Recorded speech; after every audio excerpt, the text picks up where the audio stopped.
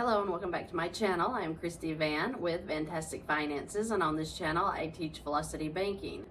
So I was doing a where do I start service here, and as I'm going through I'm realizing that I could be answering some questions for a few of you that are currently using a PLOC but you have credit card debt as well.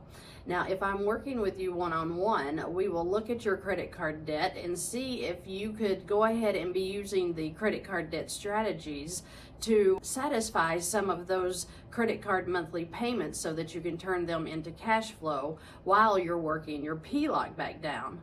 If you don't know what the credit card debt strategies are, please go to my playlist on this channel and you will see a title that says credit card debt strategies. In that list, I have a few credit card examples that you could be using, whether it be one credit card or multiple credit cards, and whether or not you are in a negative cash flow with making those credit card payments.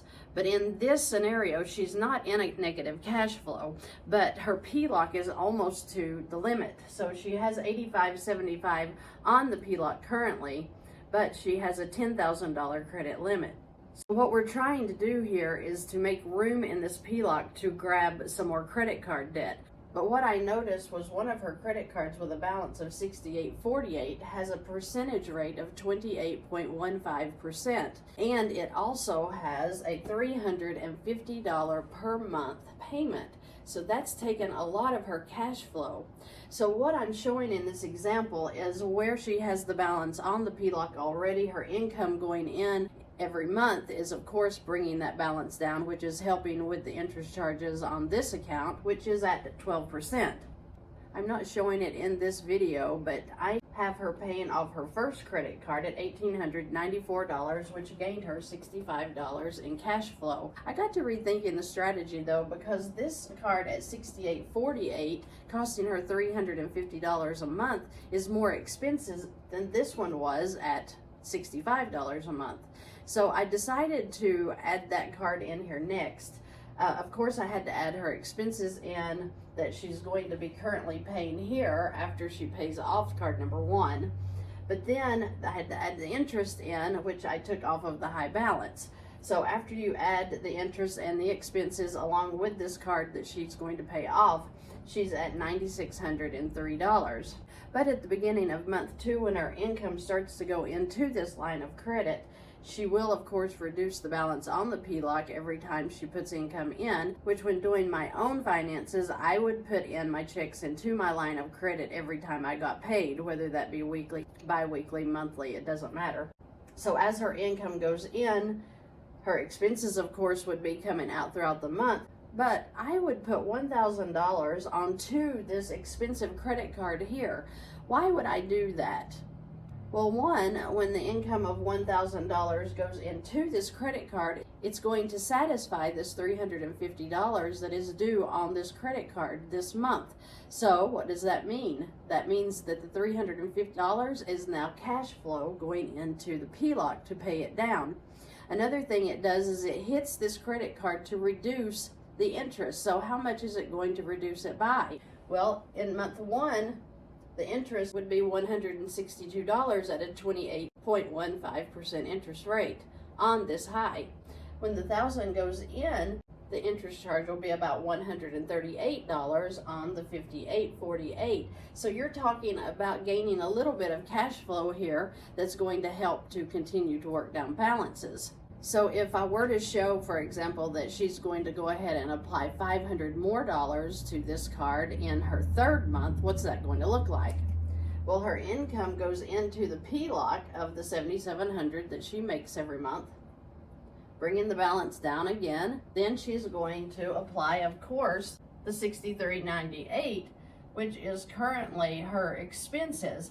So that $350 is now cash flow, because we are satisfying that payment every time we put money into this card, right? So let's put another $1,000. So we put $1,000 into the card. Let's take it off over here. So her balance is down to $48.48. Then we're going to add it back in here. She's back up to $9,095 on this PLOC. while she's down to $48.48 on this credit card. Remember, the difference here is that she's satisfying the monthly payment every time she transfers money from the PLOC into the credit card. She's not only just paying the minimum payment now, which wasn't bringing that balance down enough every month to make a difference on this interest charge. So what's the difference between the interest charge at the $58.48 and the $48.48? So she's at about $114 now for her interest on this amount in this month. How did the interest change on this side? Well, it too went down to about $91 a month at the 12%. So this account is going down as well because it's at $91.96 now. It was at $93.97 after the last interest was charged in month 2. Now in month 3, she's at $91.96, paying only $91 in interest here. Then over here, this credit card keeps going down every month as well, with the interest charges going down every month. So it's a win-win, however you decide to do it. Whether you decide to use this credit card as an expense card, like I show in the credit card debt strategies, or you just transfer the monies from the PLOC into the credit card, paying it down while paying down the PLOC as well, because this monthly payment is satisfied on the credit card. I hope that that makes sense. I wanted to show you how that can work if you're just using the PLOC only as your main account with expenses all coming out of here. It may seem like it's a little complex when you first start, but once you understand how transferring money from a line into a credit card is satisfying that payment while lowering the balance, while lessening the interest charges every month, you're really going to see a difference in how quickly you can pay off the debt. So this PLOC is going to keep working down.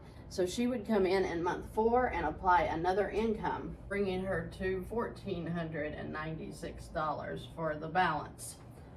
Here again, she can take more money, put into the credit card, and keep working it down month by month.